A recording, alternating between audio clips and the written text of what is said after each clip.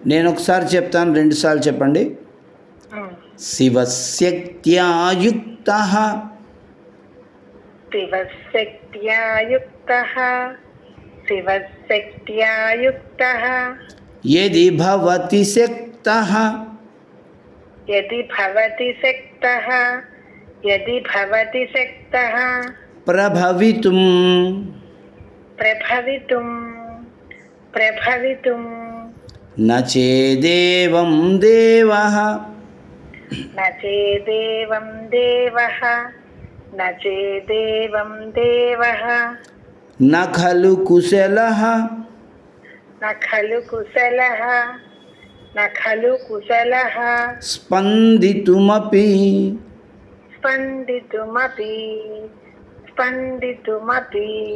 అతస్త్వామారాధ్యాం అతస్త్వామారాధ్యాం అతస్త్వామారాధ్యాం హరిహర విరించాదిభిరపి హరిహర విరింత్యాదిభిరపి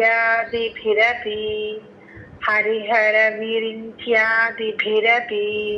ప్రణంతుం స్తోతుం వా ప్రణంతుం స్తోతుం వా ప్రణంతుం స్తోతుం వా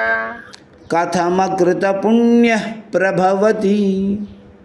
కథమకృత పుణ్యః ప్రభవతి కథమకృత పుణ్యః ప్రభవతి